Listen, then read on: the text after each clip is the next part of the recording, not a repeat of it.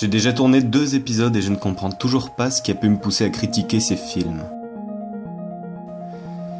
Quel est donc l'intérêt de cracher sur les pires nanars existants? De taper à bras raccourcis sur l'indéfendable. Quand je regarde dans mon miroir, je ne vois qu'une parodie de critique. Une parodie d'artiste. J'ai besoin de passer à l'étape supérieure. J'ai besoin de...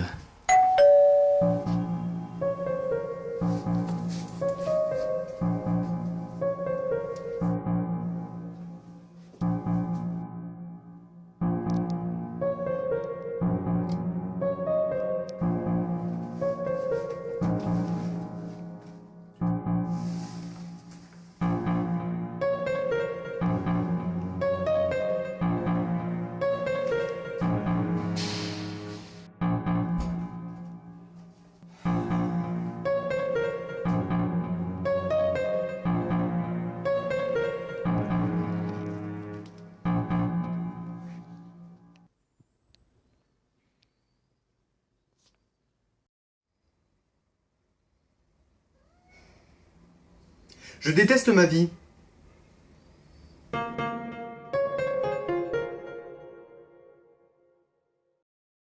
Bonjour, bonsoir, c'est l'artiste qui vous parle. C'est quoi un geek? À la base, le terme geek désigne toute personne passionnée par un sujet en particulier, au point d'en connaître tous les détails. Avec le temps, le geek est devenu dans l'inconscient collectif un concept fourre-tout, dans lequel sont pêle-mêle entassés les fans de jeux vidéo, de livres fantastiques, d'animations japonaises, bref, les passionnés de pop culture qui ne se reconnaissaient pas dans les médias dominants. Ouais, je suis un geek. La pop culture s'est développée en marge de la culture traditionnelle à partir du milieu des années 70, notamment à travers la démocratisation des médias visuels, tout en restant très ancré dans la société de consommation. Le geek est désormais représenté comme cet original qui se nourrit de culture alternative et de concepts révolutionnaires, tout en squattant les boutiques de comics et d'électronique. Et s'il baigne continuellement dans cette industrie haute en couleurs, le geek a, au fil des décennies, gagné un statut quasi iconique dans les médias plus traditionnels. Eh oui, parmi les consommateurs d'hier, certains sont devenus les créateurs d'aujourd'hui, que ce soit les industriels comme Bill Gates ou les artistes comme Notch, Jonathan Blow ou Michel Ancel. Et c'est précisément... Bon, t'es là pour critiquer un film ou faire ton Wikipédia? Oui, mais il y a plein de trucs intéressants à dire. Oui, mais pendant ce temps-là, nous, on s'emmerde. Bon, j'y viens. Le geek a été représenté de 1000 façons dans de nombreux films, et c'est sur l'un de ces derniers que nous allons nous pencher aujourd'hui. Faites place à Cyprien.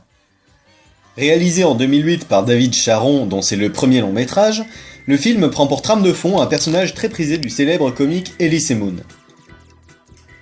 Ce que je pense d'Elysée Moon, c'est un comédien qui me laisse totalement indifférent.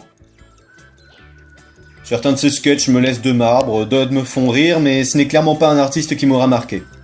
Le film s'inscrit dans une longue lignée de métrages français du type Coco, Bienvenue chez les Ch'tis ou Astérix aux Jeux Olympiques, époque à laquelle de nombreux producteurs soucieux de cartonner au box-office se sont mis à viser un public particulier, l'adolescent fan de stand-up.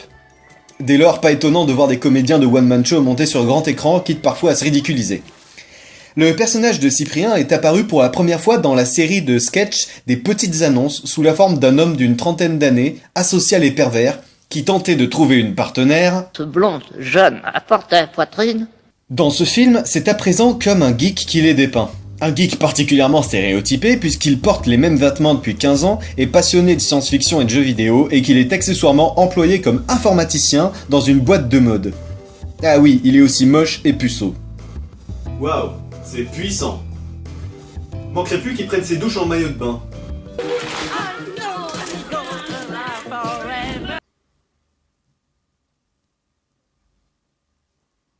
C'était dérangeant.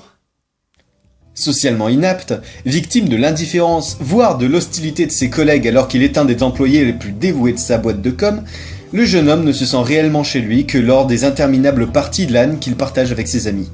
Car oui, Cyprien a des amis, tous issus du même milieu geek et familiers d'une même boutique d'électronique. En dehors de ses petites parties en réseau, son autre passe-temps est de faire des battles avec un gang de geeks asiatiques propriétaires d'un cybercafé de l'autre côté de la rue. Idée qui aurait pu marcher. Si David Charon savait ce qu'il faisait. Au lieu de ça, on a un enchaînement de répliques liées à l'informatique mais sans véritable enjeu ni public, une sorte de yo mama qui ne mène à rien. Je vais prendre un exemple pour montrer en quoi cette scène échoue dans ce qu'elle entreprend. Dans Brise de Nice, le personnage de Jean Dujardin participe à des battles similaires. Chaque concurrent essaie de le casser, mais Brice parvient toujours à retourner la vanne contre son détracteur et à remporter le duel sous les ovations du public. C'est un homme imbu de lui-même et à l'aise avec son univers qui nous est présenté, et le casse contre casse invite le spectateur à le suivre dans cet univers. Mais dans Cyprien, cette scène ne sert aucun propos et ne fait que souligner un énième cliché, celui du geek qui emploie un vocabulaire informatique dans la vie de tous les jours. Le spectateur est donc refoulé à l'extérieur de l'univers de Cyprien, sans pouvoir l'y suivre, et ne peut donc pas ressentir de réelle empathie pour le personnage. Je te clique, je te double-clique, je te mets dans la corbeille et je la vide. Et ça, c'est pas une réplique. Et un laserdisc, un truc qui existe même plus. Nous sommes également introduits au personnage d'Elena, jouée par Léa Drucker, une jeune femme compatissante, amicale et curieuse qui, en plus de tendre des perches à Cyprien dans ses moments de solitude, a l'amabilité de rire à ses blagues douteuses. Qu'est-ce qui te fait rire? Non, parce que quand on est aussi vert de Godzilla avec les potes, et quand il y a marqué qu'une installation s'est déroulée avec succès, on imagine toujours que dans l'ordinateur, des programmes font comme un petit pot d'entreprise pour fêter ça. Bien joué les drivers. Une fois de plus, nous avons échappé au bug de démarrage. Mais de rien, unité centrale, c'est avant tout un travail d'équipe. Ce gag est certifié pire qu'Ebola. Bref, Cyprien suit son petit bonhomme de chemin sans trop se poser de questions, toujours méprisé par ses collègues, en particulier Stanislas, le détestable fils de la PDG de la boîte où il travaille, joué par Laurent Stocker. C'est-à-dire? C'est-à-dire que t'es viré, mon cum. Tu bouges tantôt, tu dégages, à pisse, c'est tout. Dégage. Je vais pas me faire ça. Dégage, dégage, dégage, dégage, J'ai une dégage, femme, dégage, des dégage, enfants. dégage, dégage, dégage, Un dégage, crédit. dégage, dégage. Allez. On vient de mettre un père de famille à la porte, ça choque personne, tout est normal. Y a-t-il un problème, la mère Teresa? Alors que la patronne réprimande son fils pour avoir pistonné sa fiancée sur la couverture de leur magazine, Cyprien propose la top modèle qu'il vénère en secret et dont la filmographie occupe la plupart de ses soirées.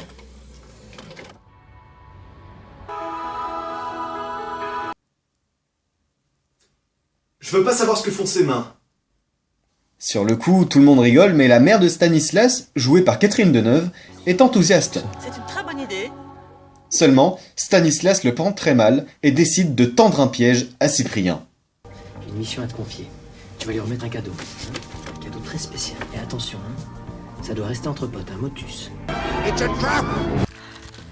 Après-demain, Gina se fait photographier pour la couverture du magazine et on doit lui apporter un cadeau de remerciement. Mais c'est moi qui dois lui apporter. Moi, je te le dis direct, tu vas le prendre, ce râteau. Mais moi, je vais t'aider à le prendre avec dignité. Après que Cyprien ait ouvert un pop-up mystérieux, on assiste à un montage d'entraînement totalement inutile pour la suite du film sur une musique de Rocky. Et c'est là que, sans prévenir, arrive... Oui.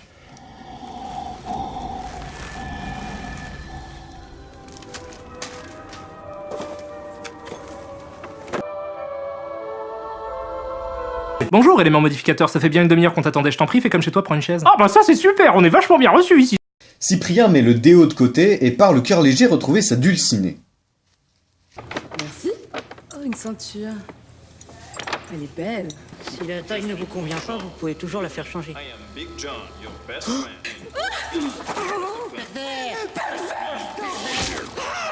C'était un coup bien monté.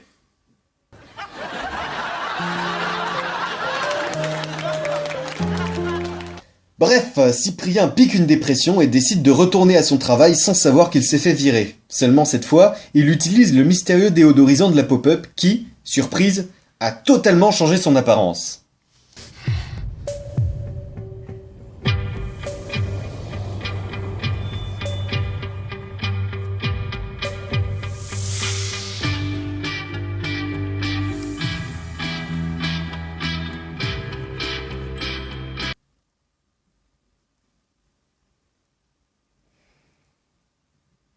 Ceci n'est pas un personnage.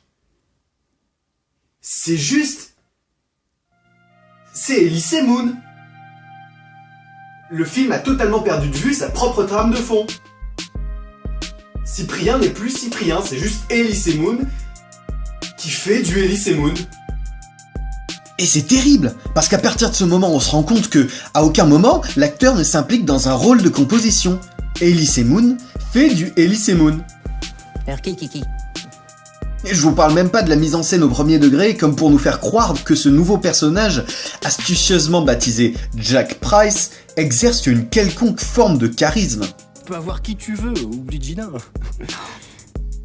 La suite du film est digne des plus classiques clichés du cinéma. Le personnage devient de plus en plus populaire d'un côté, tout en continuant à vivre sa vie de geek de l'autre, tel un schizophrène, mais devient trop sûr de lui.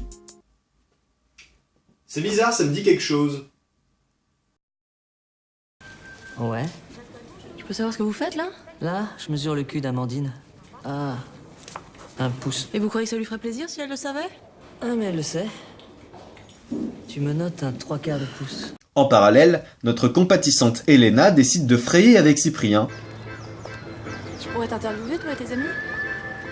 Bah, on intéresse qui? Bah non, je sais pas, c'est passionnant d'écrire sur des gens un peu bizarres, enfin un peu particuliers quoi.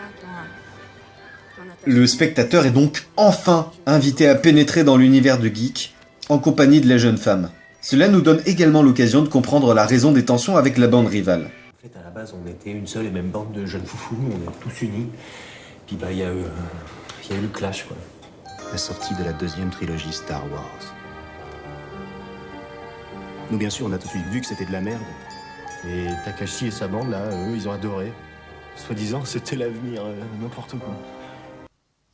Une relation amicale s'installe entre eux, et Elena commence à donner quelques conseils de drague à Cyprien, conseils qu'il tente d'appliquer peu à peu au quotidien, quitte à détester son moi d'antan.